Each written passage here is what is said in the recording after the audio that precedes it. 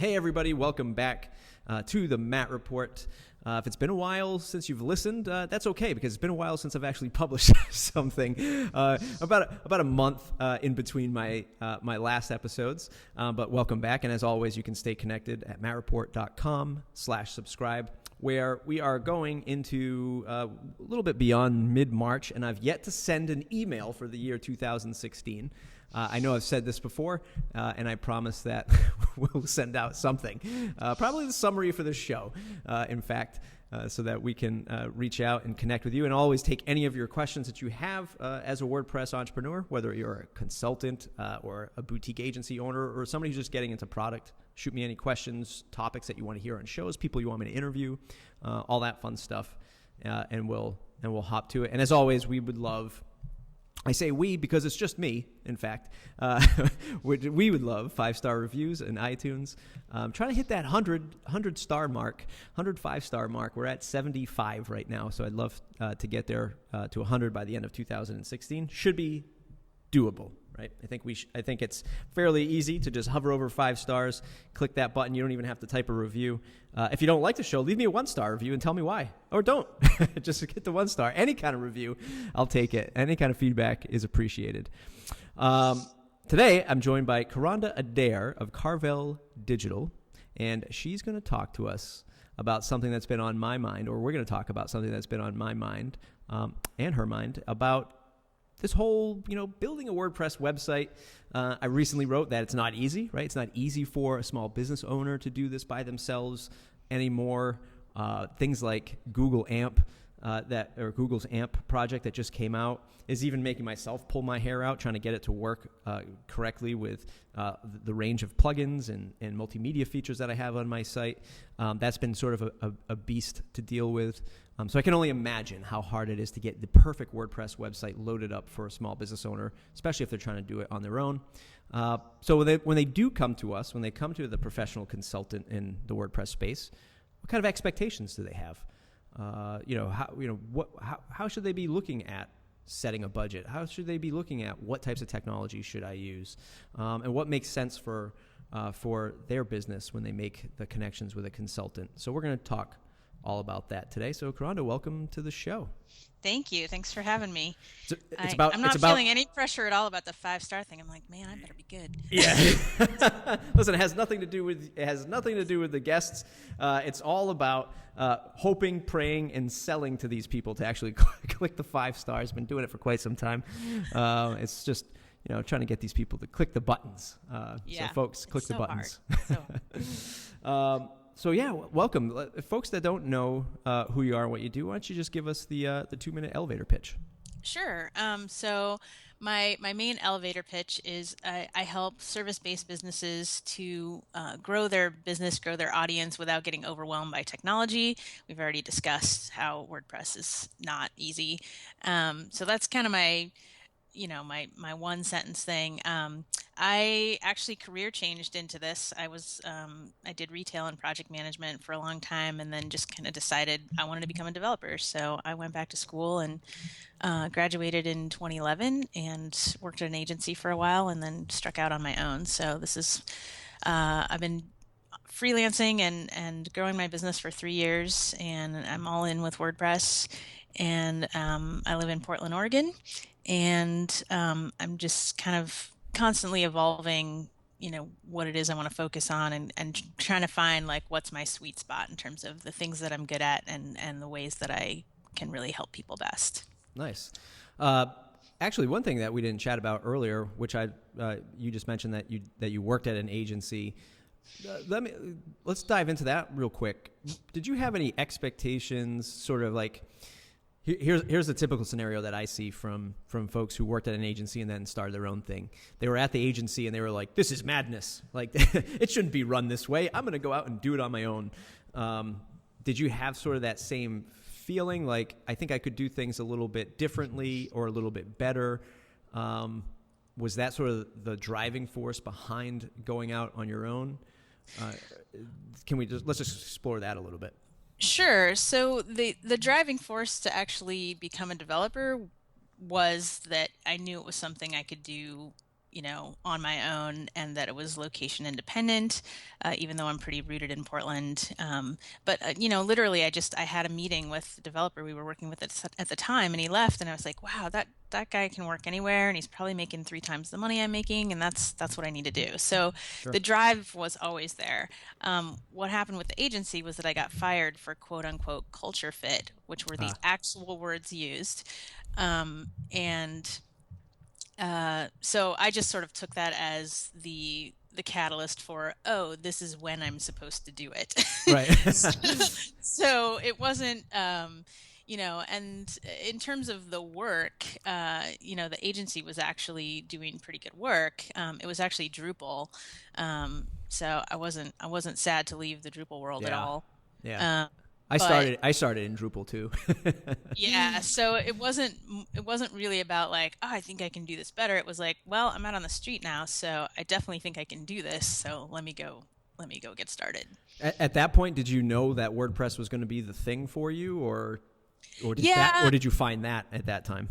no, I had started using WordPress when I was still in school. You have those sort of senior capstone-y Hmm. things. You have to do a project and you're pretty much on your own. So I just found somebody who needed a new site, and I did my first design and custom theme in WordPress. And I literally went from, I have no idea what I'm doing and I've barely used this thing, to, yeah, I can do a custom theme. Um, and so that was my first sort of real experience with using WordPress. I had been to a WordCamp, and when I went to that WordCamp, that was when I first got my WordPress.com blog, because at the time I was on Blogger. And when you register, they say, where's your blog? And I'm like, well, I'm not going to put a Blogger link in here. So, so I registered for WordPress.com, for that first WordCamp. But you know, I literally walked in there knowing nothing about WordPress. And what struck me wasn't really the technology so much as the community. We have a really great WordPress community here in Portland. So I did like the technology, but I also felt like it was a really good group of people who were gathered around it. And so, yeah, I was never gonna. I think I did. I had a couple people come to me when I started freelancing, like wanting Drupal help, and I did it because you say yes to everything. But Right. um, literally, the next year when I was cleaning out my contacts, I erased that person from my address book, and like 2 weeks later, she's like, "Hey, we need some more updates." I'm like, "Nope, there's not enough money in the Yeah. world." Yeah. It's like when you delete somebody from your phone and then they text you and you're like, who is this again? And they're like, oh, Exactly. like you deleted me? Like, yeah, we don't want to talk anymore. Do you have like one big lesson? I'm sure there are many, but one that really stands out from that first WordPress project that you did from like the business side? Like maybe you didn't charge enough, or it wasn't project managed well enough, or any kind of lessons in there that you found going out on your own? Well, that very, very first project when I was in school was free. So Oh, mostly that was about just learning gotcha. to develop with the software. And that was I mean, she was a great client. That site is still up. She came back to me just a little bit ago, a few months ago, and I did some updates for her. Um, so, but I definitely have like lessons. I actually gave a talk about failure last night at Refresh Portland, which is a meetup that we have here. Hmm.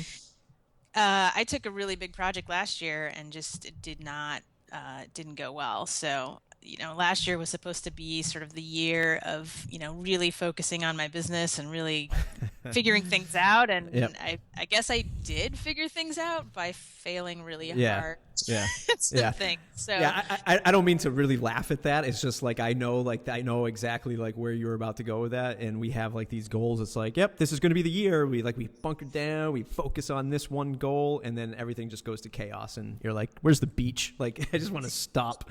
I did But go to Maui. yeah, there you go, there you go. Can we talk about that? Do you mind talking about that a little bit?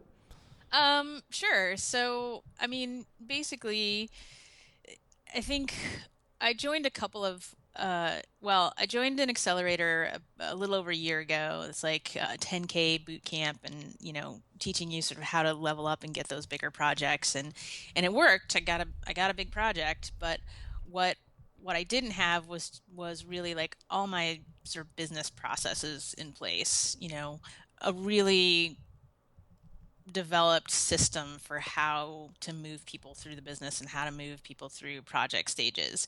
Mm-hmm. And so when you don't have that, and then you get, a larger thing where maybe it's not just you, like I had to, work with a designer, I had to work with a couple other developers.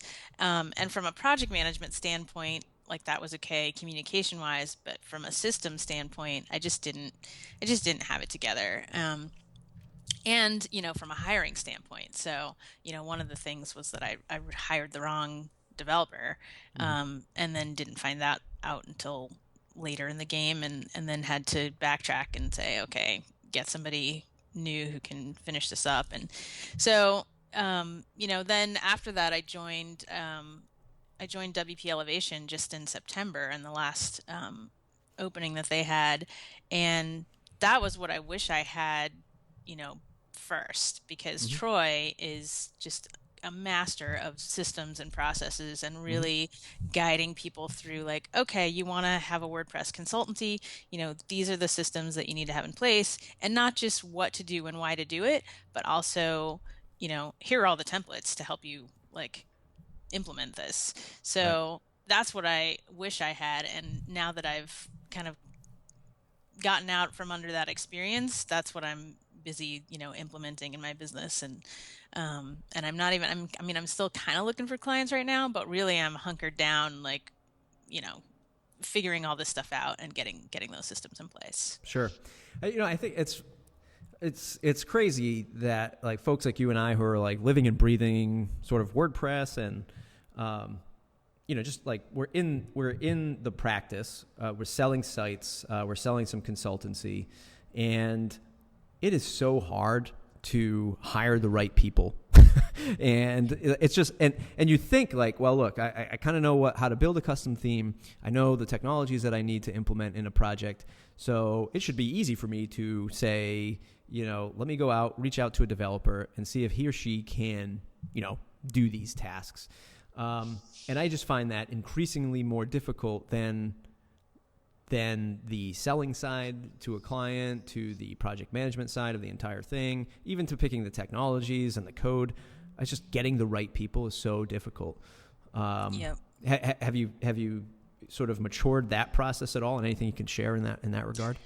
No, I actually went the other way. It is something that I will focus on at some point. And I actually had somebody email me, just asking if they could, be my intern the other week. And I'm like, oh, I don't even know if I'm ready for that. But, right.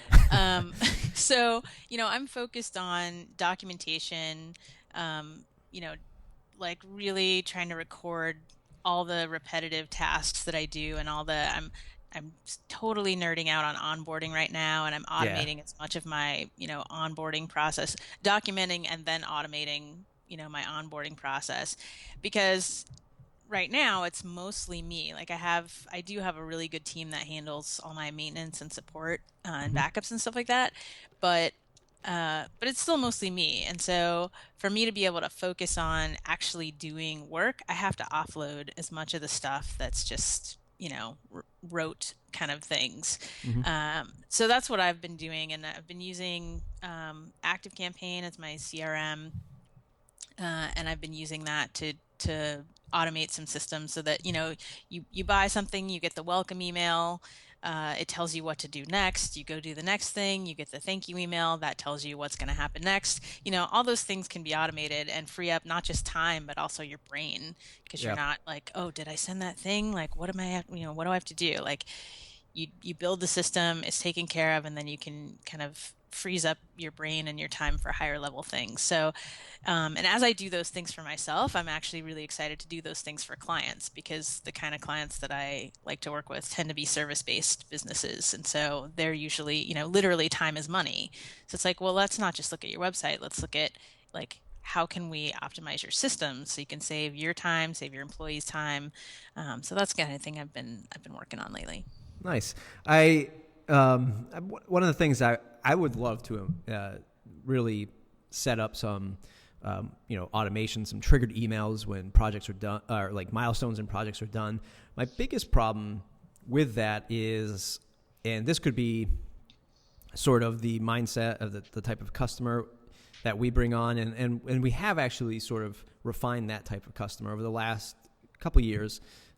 We've been doing really well with sort of higher ed customers and traditional publishers, people who have magazines or sort of like local newspapers, regional magazines. We've built a pretty good portfolio of those types of customers. But I feel like every project is either so customized to their particular need. Like, I don't know, like I'm working on one right now and we're connecting to like some random like publishing API to pull in some data, right? I could never work that into a system because I could never have that done again, or I'll probably never do that again. And I think that's the hardest thing for me, but maybe you found a way to do that, or maybe it's about focusing on a set client. But well, I'm really focused on getting recurring clients right now. I see. And so the system I'm working on is how do I welcome those people into my business? Like when you get a new client, the same things have to happen Gotcha. every time, no matter what kind of client. Like, you still have to get their logins, you still have to, set up the backup system. Like those processes are the same for onboarding. And so that's the kind. Yeah, for projects, it's probably a little too individual. Sure. But there definitely are some things in terms of like, okay, when we hit this milestone, you're going to sign off on the sitemap, or you're going to sign off on the wireframes, or you're going to sign, so you have those templated emails that you can just kind of spin up Absolutely. and send out. So those kinds of things. But yeah, I'm not trying to, automate the whole project like that. Yeah. That should be personal. Yeah. Awesome. Yeah, no, that's great. One of the things that has really helped shape the sort of like the pre-sales side of the business, like folks saying, hey, we've got this project and how much to build Facebook, right? Or here's a list of things and, can you give me a price on this stuff? Folks who are listening to this right now, you've heard me say it before, and actually you will hear the episode before this with Jason Blummer. And he gave me the idea of an onboarding document, which I guess I could break up into some kind of like automated thing as well, or some kind of like dripped out email. But it's called our belief document. These are the things that we believe in. So before we even get to, the price, before we even start looking at your project, like here's information about our company. And in my case, it's, family owned, small boutique agency. We believe in, getting things done first. So if you have the target goal of, version 1 of your project, like we're going to set out to get that done, and we're going to work really hard to do that. Anyway, we go on through all this stuff, and it hopefully gives the customer an idea of who they're doing business with first before we even give them a price, right? So we put in there like things like we don't believe in doing rush jobs. Like, so don't email us, Friday morning and say, hey, get this done, by the afternoon. It's just not going to happen in our process. We just don't work that way. Sure, sometimes that stuff trickles through the cracks, but we just try to be upfront with how we like to operate to make sure that we're the best fit for both sides of the fence. Because there is probably an agency out there that will operate on demand, sort of hot hands, and you'll probably be paying for it. And you'll probably be paying a lot more for it. In more than one way, yeah. In more than one way. Absolutely. Yeah, I think that's great. And one of the things that really changed my business from doing the boot camp that I did was just working discovery into every project, and a lot of times doing paid discovery, because you don't know.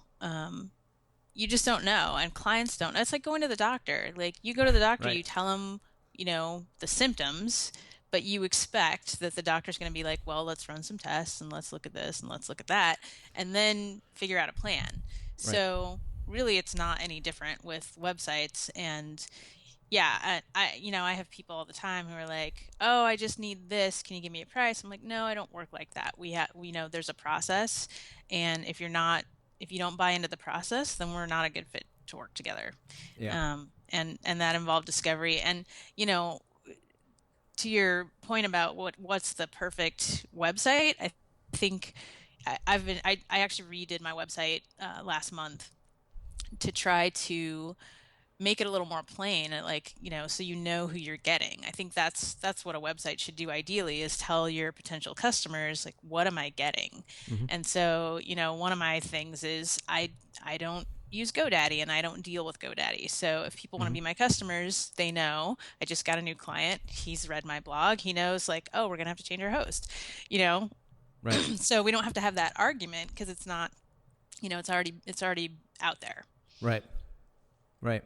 Yeah. Yeah. It's one of the things that I do. I just spoke about this at Pressnomics, and one of the things, like, I find that a lot of folks who listen to the show, a lot of folks like developers or freelancers in the WordPress space, a lot of them have, I don't want to say problems selling themselves, but a lot of them struggle with it, right? They feel like, okay, I'm going to a client and they're asking for, I don't know, integration into Salesforce. So I'm going to tell them it's 3.5 hours and I charge $75 an hour.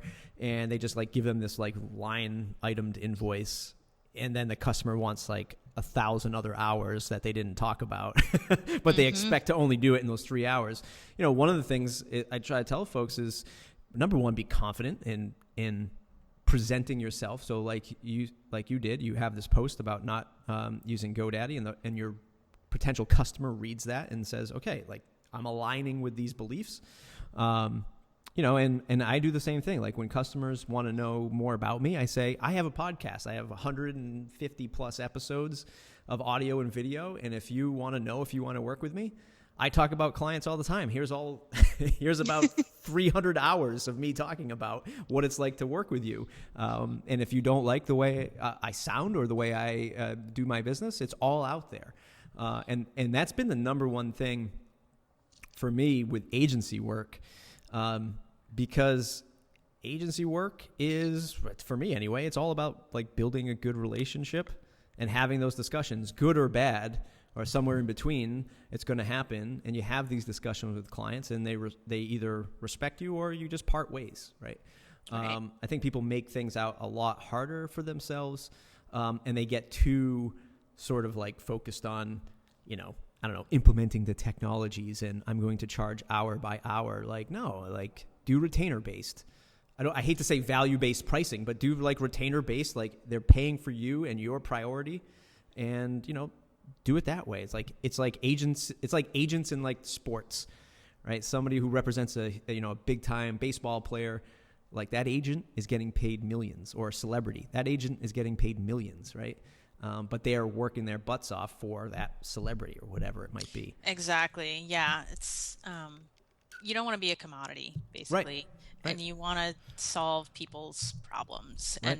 And when people balk at, if people are interested and have a project that they want me to look at, the first thing I say is, great, go over to my website inquiry form and like tell me all about your business and what your goals are. And if they don't want to do that, then that tells me they don't understand the relationship of their website to their business and the potential. And so I'm not going to be able to help them. Yep. Yep. Yeah, no, I totally agree. So let's, before we get into talking about the WordPress website itself, what about since we're on the topic, what are these expectations that you feel like? Do you have a top 3, top 5 of sort of what clients should come prepared with? Like I know step 0 is come to us with at least knowing where your domain is registered and how to get access to it, right? Like, for the love of God, it's 2016. Somewhere someone has recorded where you have your domain.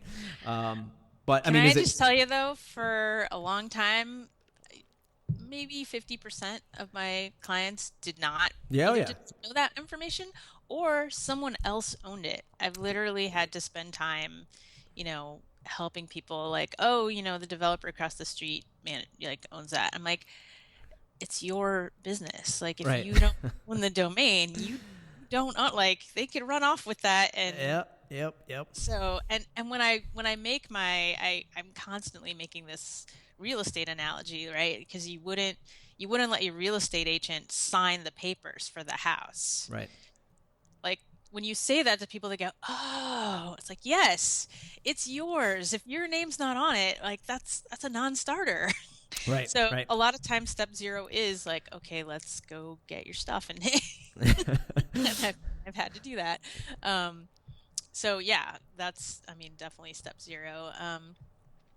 For me, I think the thing that I work on most with client education is the importance of content and trying to get the content up front. Mhm. Um, because that's so much work. They don't understand usually how much work it is. And it's the difference between if you can get them started on that really early, they start to go, oh, this is a lot of stuff we have to do. Right. Um, and it's better for them to understand that early than late. And the other thing is that, when you build a site without the content and you hand over kind of this shell and say, here it is, have at it, but you've basically just handed the client a bunch of work. Whereas if you get the content up front and then you hand the site over, it's like, here's your site, let's launch it. Like that's a much better, finishing experience than, now you've got a bunch of stuff to do. Yeah. Yeah. Yeah, for sure. That's a great sort of. I was just trying to like think about how, even on the fly here, just like thinking about how I could break down sort of those in like an automated email. I can't think of anything right now, but especially like it's like trying to show folks. So in our contracts, to take a step back, we will always we put, or something that I've sort of been doing lately, as of late, the last 6 to 8 months, is putting in stuff that we're not doing. So I never, like, I would always put, like, I go into the contract and say, here's all the things we're doing. And more recently putting in things that say, here's what we're also not going to do, right? Because either you said you specifically didn't want to pay for it, or we discussed it and you felt like, hey, this is not something that we're ever going to need from you. And most of the time it's content migration. And they say, no, we'll do it. And I say, okay. But just to let you know, we're not, in the scope of this project, we're not doing content migration. And then they get into it and they're like, oh God, can you guys do this? And it's like, well, yeah, it's another work order. It's, like in the contract, it's a separate work order, and then we'll do it by hour. But, just clearly defining those lines for the customer. Yeah, I so started super doing important. But then I didn't, last year when I had that project, like I didn't really obey my own rules. So that's the second step, that you have to, just spell that stuff out, and then you have to actually do it. You have to remember to say, like, oh yeah, that's not included, but certainly we can add it. Yep. Quick story on my end. Like you just said, you talked about failures last night, and I actually talked about that too at Pressnomics. Of course, that was like the overarching sort of storyline with everybody. But there are times where maybe for worse that I stood my ground. In a recent customer client, I stood my ground. We went way into this project. It started back in like June of it's one of those projects, like started June of last year, and we got like halfway through it by October of last year. And then people that worked at their company, they left the company, right? These two people that we were had contacts with, they were gone. So like I was just trying to contact people, get in touch. There was nobody else on their team that picked up on the project. And then the owner of the company finally came back and basically wanted to start from zero. Like, we want to scrap the whole thing, start again, but without like coming up with a new contract or a new agreement to add more dollars into it. And probably like you work with people remote all the time. This company was about an hour and a half away, which is, in Boston traffic, that hour and a half could be 4 hours depending on traffic. So I was like, I'm not going up there to do another discovery process. We've already done this, and I'm not starting from zero again. Let's, pick up on, they brought in another consultant for their marketing side, which was cool. I was going to interface with them. They were great. And, then it just turned into a legal matter, and then we had to give money back in the contract just to avoid legal fees. So that's an example of I stood my ground. It probably was, it's tough because you lose a customer in that situation, and you have to give back a little bit of money to avoid legal fees. But at the same time, I can only imagine going back and starting from zero again, and the expectations from that customer, like trying to like control the whole thing. Cause it's like, well, now now this, the agency will, roll over on our demand, right? Right. And Yeah. it's just not. It wouldn't be a good thing even if I had settled it, more, nicely, I guess.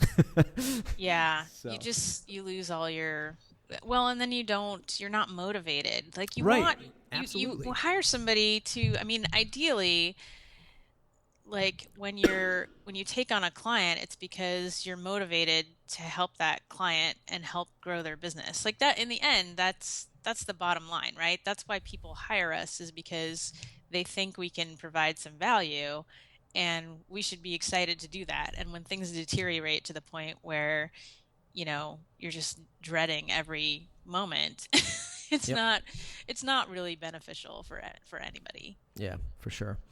Um, Anything else, like what in terms of expectation of budget, like do you have any sort of feeling on what customers should spend on average? Like, I guess if we could focus in on like one sort of small business person, maybe they're, like a general practice attorney or accountant, or even like a brick and mortar retail store.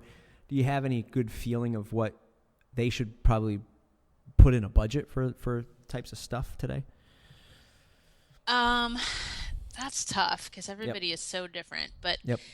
I try not to talk about pricing on my website, but I did put in that, like, my baseline, really base level site starts around a 3,000 3,500 mark, Sure. because you know, that gives people sort of a bar of, because even with a quote unquote basic website, right? We were talking about this. It's never just the website, right? Are you going Hmm. to do lead capture?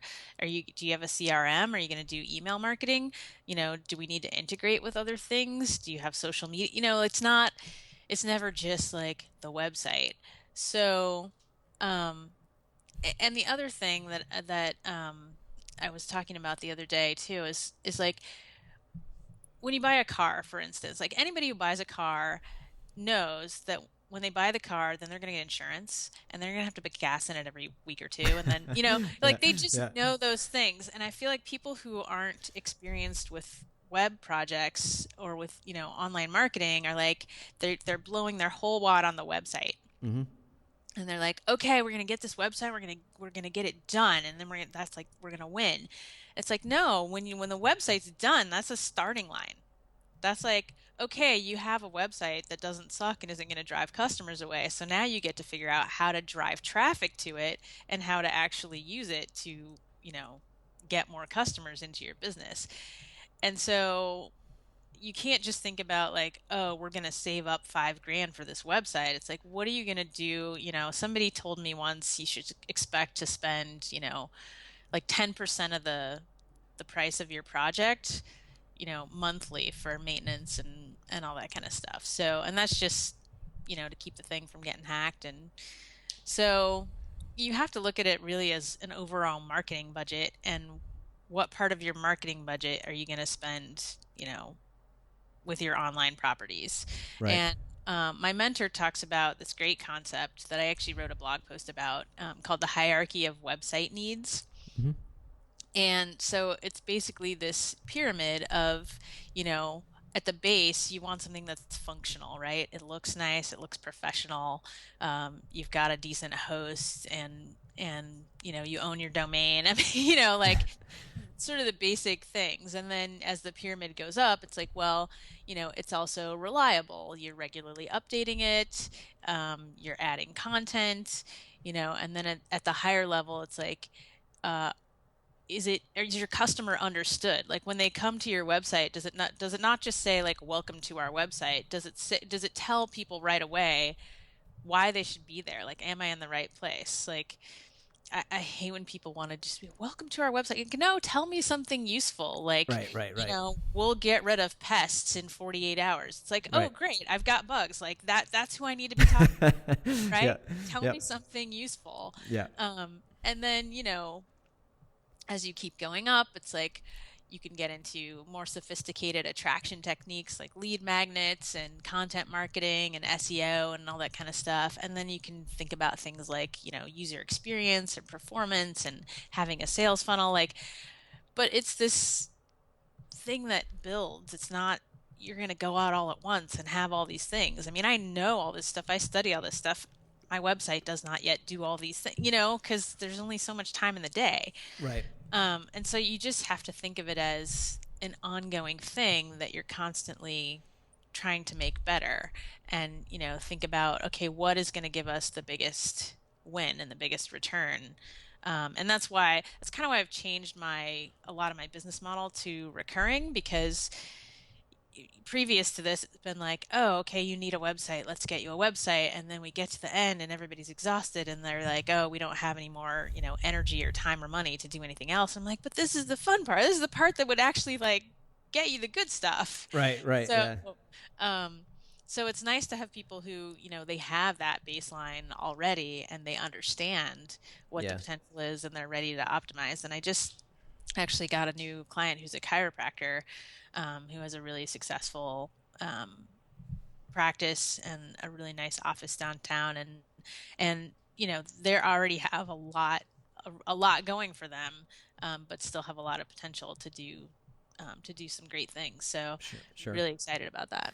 Yeah, I mean, it's there's a lot of threads of thought in this one, but I found that a lot of, so our history is, I mean, my family's been in business for a few generations now locally. We actually own car dealerships, and we got out of that about 10 years ago. But so my father, who runs the company with me, has a lot of small business, local clients that he's known for literally decades, right? And people that actually purchase cars from him, that we now sort of help with their web stuff, and I focus on sort of the higher end things. But what I found is a lot of like traditional small business owners, brick and mortar, a majority of them they're not, I think it's because they don't understand the potential that they can do on the web. So they're not as excited about it. And I'm not just talking old people. Right. I'm talking, 30s, 40-year-olds, like a lot of younger folks own restaurants and bars and stuff like that. And they're just not, they're not as pumped up. So when you try to give them information on, like you said, lead generation, content marketing, even paid ad services, stuff like that, they're looking at you like, okay, sounds like fun, but I don't have time for that, right? Like I'm trying to run a business, so they just don't see it, and you just want to scream at them like, no, like you don't have to be paying the radio station anymore to give them ad dollars anymore. You don't have to pay the local newspaper anymore. Like we can do things, but they just don't get it, and I always struggle with the small business, trying to get them to see the light. And I think that's one of the hardest things. Yeah. And I think, don't get me started on restaurant websites. 'Cause, oh my God, I actually have a blog post about that too. And that was purely self-indulgent because I get hungry every day. Right. And how dare you? It's a pain point personally. And yeah. So, but yeah, I think, you can bang your head against the wall trying to educate those people. I think the better thing to do, and the thing that I'm trying to focus on, is to find the people who do get it, right, or who maybe they're really close to getting it, and maybe they get on your email list, and then you can just send them automated things, and the light bulb might go off someday. But like, sure. To spend my personal time like trying to drag somebody into that, because they're never going to value what you can do for them. So I much better to find, what are we up to now, 7 or 8 billion people in the world, so there's got to be a few out there I know, who already get it and right. are I was listening to somebody, it was yet another sales funnel for a course to get premium clients or whatever, and it's like, don't just find the people. Like somewhere there are people who are desperate for whatever you can do for them, and the challenge is to find them and not here's the thing, the other thing that sort of has been on my mind, and I'm guilty as charged, because our company also does WordPress themes and WordPress plugins, and we're building these tools, and so is WordPress. In fact, WordPress trying to make it easier to build these websites, and that's all good and great. But that's like we've been talking about for the past 10 minutes. Like, that's just part of the problem. And now you have to do all the other stuff, right? So it's like there's all this marketing for Squarespace and Wix and Weebly and, GoDaddy, like build your sites for, $10 for the entire year. Well, great. But the hard work is getting people to go there, capturing them, keeping them, selling them. Well, and what are you going to do when Google delists your Wix site from right. the index? Yeah, right. Yeah. I mean, so I'm working on a course, basically like a DIY course for, the people who are like, $3,000 for a website, like this is my thing would be like the $500 website people, right? It's like for $500, I can teach you why you can't have a $500 website. Right. Because there's all these things. And so I'm creating this course where it's 6 weeks and it's basically the same process that I take clients through. But then it's like, okay, if you want to build these things, here are all the tools out there that can help you build something that looks, nice and professional and can grow with you where you don't have to code. Right. So I just actually listened to the episode that you did with Bob, which was really great because I'm definitely headed into that space of like nice. Trying to like, can you take those people who like, okay, they've got time or they're willing to do some sweat equity, but they can't pay, and say like, okay, here's what you need to think about and here's what you need to do, and here's how to do it. Sure. So stay tuned. Nice. No, that's awesome. Yeah. See how that goes. Yeah, that's awesome. And it's one of those things like when customers come to us and we give them a price and they go, oh God, like there's absolutely no way I can afford that. And we say, hey, that's, no problem. We understand, but there's a team of people and I pay salary, so I have to pay people. So your best bet is maybe go to, this job board here or this sort of freelancer service there. And then they do that. And then they realize, oh God, that's even harder because now I'm just like throwing small amounts of money out there and it just like keeps sort of, nickel and diming them in services because it wasn't the whole enchilada like they were coming to us for. And then they end up coming back and they go, you know what? I think we need to just hire somebody professional to do it, and we'll figure out how to budget for it, so on and so forth.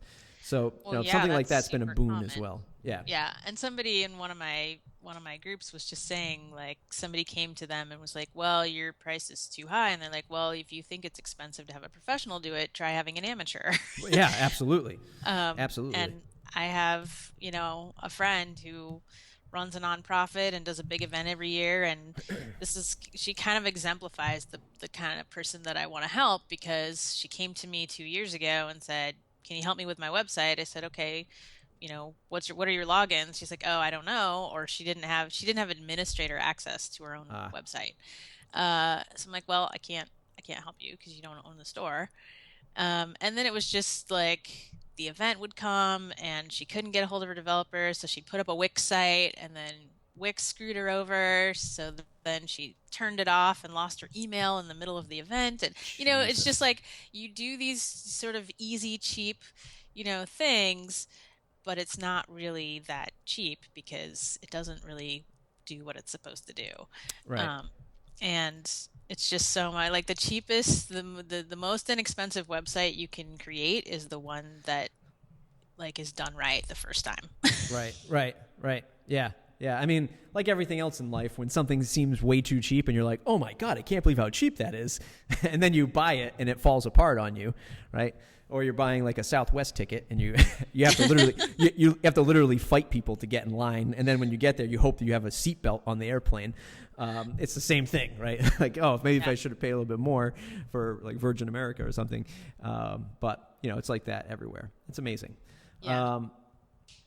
I guess the last thing, we sort of hit all the points of sort of the expectations of the client and sort of what goes into a site. But what particular challenges do you find as somebody who's running a consultancy practice in trying to get a digital product out the door? Because that's one of the things that even as an agency with 6 full-time people and myself, trying to do the client work, which pays the bills, and oh, by the way, we have these products over here that we also need to keep working on. Like, how do you find yourself splitting the time to balance the two? Badly. Okay. Okay, that's everybody's answer. Yeah. Yeah, no, I mean, I think if you ask me that in 6 months, it's going to be a better answer. Sure. I'm kind of, I'm in my Phoenix rising from the ashes stage right now. So, Awesome. but, one of the things, is like, you know, so you haven't sent an email this year, right? Right. Yep. So I know that space very well. Like, I was talking to people about email marketing, and I was following Ryan Dice, and I was learning all this stuff, and I was like, I had put up the form, right? So I was at least like had to like subscribe to my newsletter thing, but I didn't do anything. Yep. And I finally hit the wall and was like, I need to be doing the things that I'm telling other people to do. And so Sure. I said, okay, every week a blog post and a newsletter. And I picked Thursday mornings. And some Wednesday nights, it was like, 3 a.m., 4 a.m. getting that thing done. But I just decided, like, this is non-negotiable and has to be done. Yep. So I think you have to draw that line in the sand, and then you bull your way through and find the time. And so a lot of the automation stuff that I'm doing, and a lot of the, trying to document, because, if I want to, like, I have a virtual assistant, but, even if you want to bring on people to help you, if you don't have documented processes to show them what they're supposed to do, like this woman wants to be my intern. I'm like, well, I'm not ready for that because I don't have enough, documented to say this is how this thing is supposed to be done. Or this is how this thing works. So I think, prioritizing those things, and, I was just talking last night about the time management matrix, with the things that are important but not urgent. Mm-hmm. I've just really been trying to prioritize those things because it's going to pay dividends. It's going to pay like compound interest Mm-hmm. as time goes on, and I'm doing those things and spending time on those things less and less. So, and so I just actually launched a fundraiser for the product.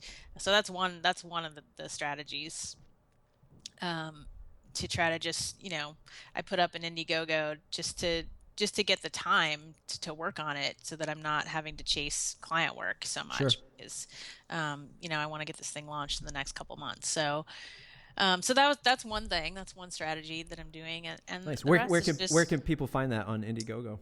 Indiegogo, let's see, it's websites that work. So it's igg.com/@/websites that work with dashes in between. Nice. I can send you the Nice. real link. Yeah, so I mean, one of the things I said in my talk last night is, I was trying to pull out like the lessons from the last year, and one of them was like, ask for help. Like, I should have reached out to my community, to find the developer that I ended up with in the first place, and I should have asked for help like sooner when I realized it was out of my depth, and just like, so I'm just trying to apply that and say, like, okay, I really want to get this product out. And when I talk to people about it, they're like, oh, so many people need that. So I'm like, okay, let's see if some people will, put their money where their mouths are, and see if this is valuable to people. So Sure. Yeah. Like, one of the things you mentioned, like, you purchase some courses yourself, and you were sort of studying these educational pieces, which a lot of us do. I don't know if I mentioned it in the episode with Bob, or if there was another episode before that. It was definitely, somebody said it on my show. There's a scientific term, which I can't think of the name of right now, but there's this thing where us humans, especially in today's info product age, right, where you can, buy a course for $100 or a couple $100 to learn something, like we say, that's what we want to do. We want to learn like Facebook retargeting. So we go and we buy a course for $100, and then we never do it. but like internally we were satisfied, right? We felt like we were accomplished in learning Facebook retargeting because we purchased the course, but we never read it, right? Or we never participated in it. But in our brain was sort of satisfied in the fact like, well, that's one step. I purchased the course, I'm ready to go, and someday I'll actually read it. So that sort of trigger effect is great for folks like you and I who might be selling digital courses because people are buying it on the assumption they're actually going to use it. Right. But there's a huge drop off. And I actually heard Seth Godin on Gary Vaynerchuk's podcast or Tim Ferriss's podcast a couple weeks ago mention that the average dropout rate is like 90% for online courses from folks that actually, track that kind of thing. Which is amazing. It's just amazing. Well, you know who's doing really good with this is Troy Dean, from WP Elevation, and I've been following him for almost 3 years, and it took me 2 years to actually join the thing, and sure. And then I was like kicking myself, but he has fantastic engagement, and their finish rate is more like high 60% range. And so I'm actually sort of modeling a lot of the stuff that I'm doing off of the things that I've learned from going through that course, because it is about actually engaging people to do, to take action. Mm-hmm. And I did a beta of my course. I just did a series of live webinars to kind of test it out with a small group. And I told them, I'm like, if you're, going through this stuff and you're feeling a little bit bored, good. Like that is the stuff, that is the drudgery that you have to go through to do the things that will pay off later on, that's the staying up till 4 a.m. to finish your blog post. Right. Those are the things. And I'm starting to see that, because I made that resolution, I think it was last July. And I was really good until the holidays with really sticking to that schedule. And so now I have a bunch of really awesome content that's, I try to make it as useful for people as possible. And so many, if somebody asks me a question and my answer is a link, then I'm winning. Right. Because I've answered that one time and now it's out there for everybody to find. Yeah, for sure. And so but it just takes time to do that stuff and build that stuff up. So yeah. Well, Kronda, this has been an amazing episode. Where can folks find you on the web? And again, if you want to just throw out the course name again, for sure, people can find it there. But where can they find you and connect with you on the web? On the web, I am at carveldigital.com. It's spelled like Marvel, but with a K in front. And Carvel Digital on Twitter. My personal blog is at Kronda.com, where it's mostly me ranting about how bad the tech industry sucks. I may not have seen a post or two through that website. And I'm at Kronda on Twitter.